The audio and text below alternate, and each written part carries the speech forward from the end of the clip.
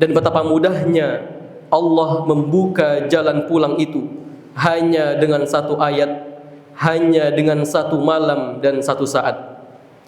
Lalu dari bibirnya pun keluar sebuah jawaban yang akan mengubah seluruh jalan hidupnya. Bala ya Rabbi, qad ana.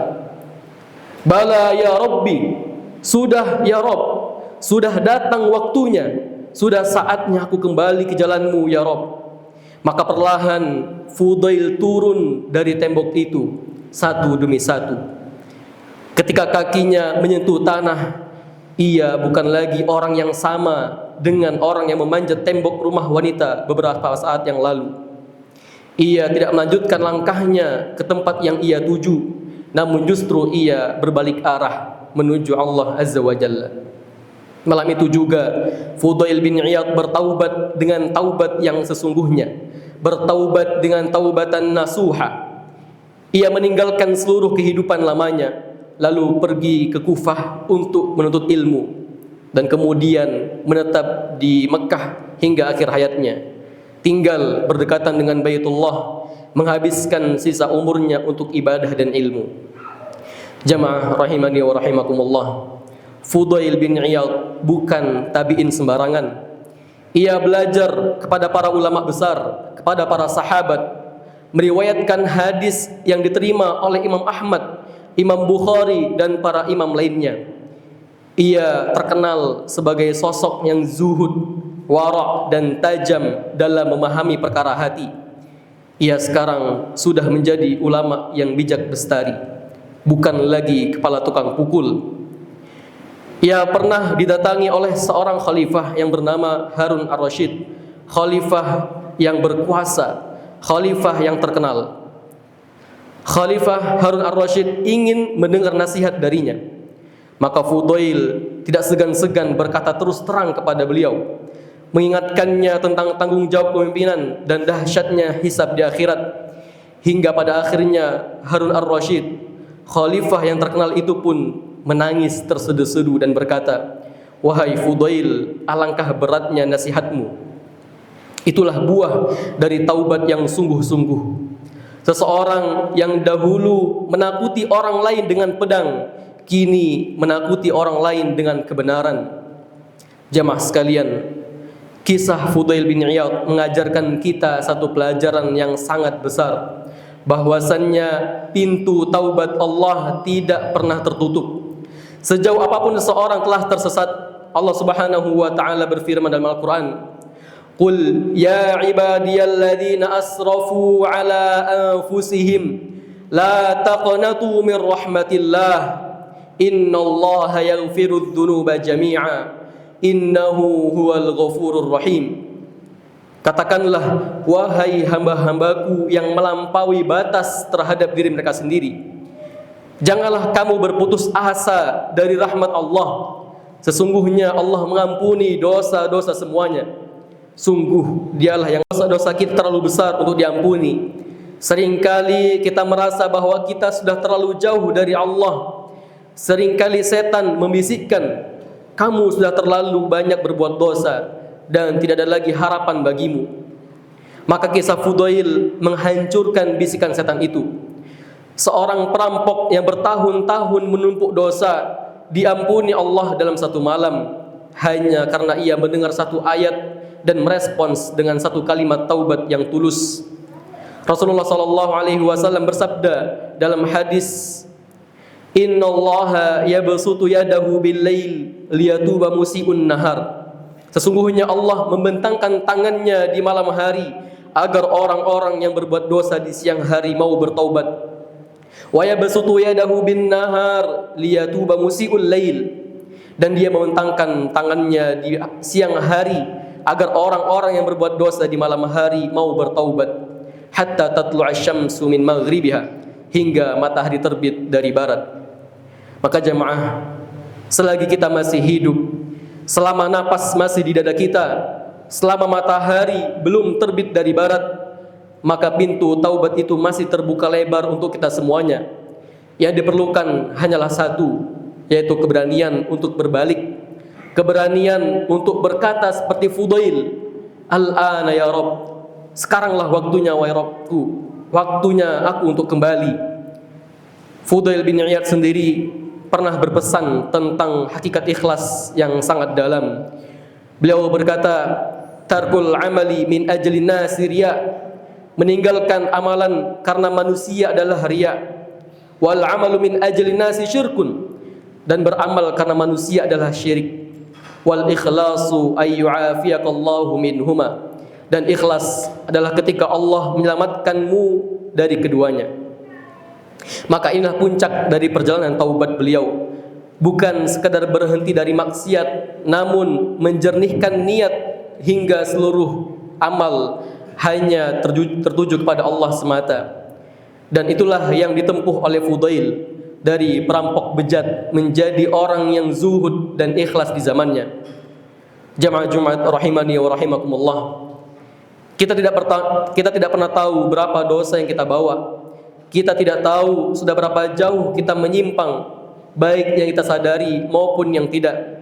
Namun jemaah sekalian, satu hal yang pasti, Allah lebih rindu kepada taubat seorang hamba daripada hamba itu sendiri merindukan taubat. Allah lebih suka taubat seorang hamba yang berdosa ketimbang hamba itu sendiri suka dengan taubatnya. Maka jemaah sekalian, marilah kita jadikan kisah Fudail bin Iyad ini sebagai cermin bagi kita. Jangan tunda taubat kita, jangan tunggu keadaan sempurna, jangan menunggu sampai kita cukup baik untuk kembali kepada Allah, karena justru taubat itulah yang menjadikan kita layak untuk kembali. Aqulu qawli hadza wa astaghfirullah li wa lakum wa lisairil muslimina min kulli dhanbin fastaghfiruhu innahu huwal ghafurur rahim.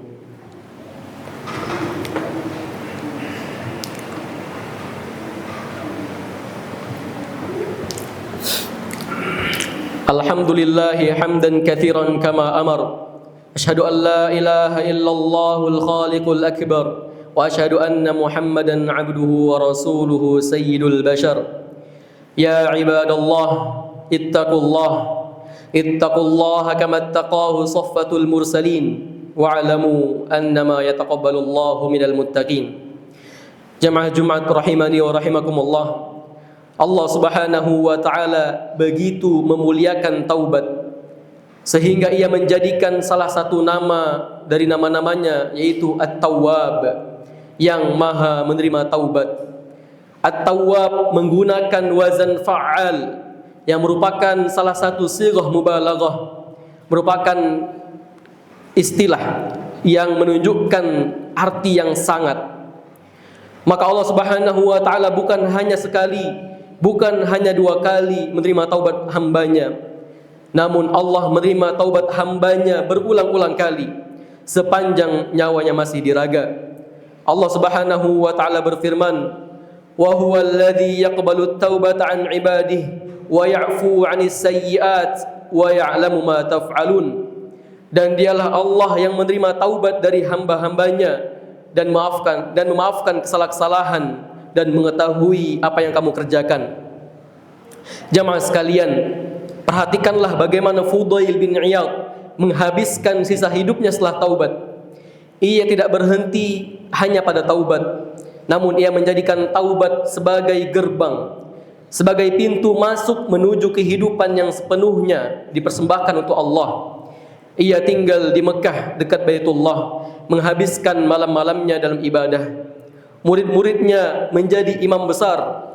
Al-Imam Asy-Syafi'i rahimahullah sendiri termasuk di antara orang-orang yang meriwayatkan ilmu darinya. Dan di akhir hayatnya ada seseorang yang penasaran. Setelah mengetahui begitu panjang dan berliku jalan hidupnya, ia bertanya dengan pertanyaan yang mendasar, pertanyaan yang akan menjelaskan bagaimana kondisi kehidupan seseorang. Orang itu bertanya, "Ya Aba Ali, wahai Abu Ali, apakah kehidupanmu bahagia?" Maka Fudail bin Iyad menjawab dengan penuh kesadaran, "Man sarrahu ay ya'lama manzilatahu 'inda Allah, falyanzur kaifa manzilatullahi fi qalbi." Barang siapa yang ingin tahu kedudukannya di sisi Allah, maka lihatlah seberapa besar kedudukan Allah dalam hatinya. Maka di sini inti dari seluruh perjalanan Fudail adalah semakin ia bertaubat dan semakin ia bertaqarrub, mendekatkan diri kepada Allah, maka Allah semakin mengisi hatinya hingga tidak ada tempat bagi yang lainnya. Marilah kita memohon kepada Allah agar kita diberikan taufik untuk bertaubat dengan sungguh-sungguh, taubat yang taubatan nasuha, yang betul-betul murni, sehingga kita diberikan hati yang selalu kembali kepadanya dan dimasukkan ke dalam golongan hamba-hambanya yang ia cintai. Innallaha wa malaikatahu yusalluna 'alan nabi ya ayyuhalladzina amanu sallu 'alaihi wa sallimu taslima. Sesungguhnya Allah dan malaikat-malaikatnya bersalawat atas Nabi. Wahai orang-orang yang beriman, bersalawatlah kepadanya dan ucapkanlah salam penghormatan. Allahumma salli wa sallim ala nabiyyina Muhammad wa ala ali Muhammad kama sallaita ala Ibrahim wa ala ali Ibrahim innaka Hamidum Majid. Wa barik ala Muhammad wa ala ali Muhammad kama barakta ala Ibrahim wa ala ali Ibrahim innaka Hamidum Majid. Allahumma ighfir lil muslimina wal muslimat wal mu'minina wal mu'minat al ahya'i minhum wal amwat innaka sami'un qaribun mujibud da'wat. Allahumma inna nas'aluka taubatan nasuha, taubatan tamhu biha ma salafa minadh dhunub wa tuslihu biha ma baqiya minal umur. Allahumma ya muqallibal qulub thabbit qulubana ala dinik. Allahumma ya musarrifal qulub sarrif qulubana ila ta'atik. Allahumma in tuhibbul afwa fa'fu anna. Allahumma ansur ikhwanana fi Filastin wa fi kulli makan. Allahumma la sahla illa ma ja'altahu sahla wa anta taj'alul huzna idza syi'ta sahla. Rabbana atina fid dunya hasanah wa fil akhirati hasanah wa qina adzaban nar. Wa sallallahu ala nabiyyina Muhammad wa ala alihi wa sahbihi wa sallam. Walhamdulillahi rabbil alamin. Aqimus salam.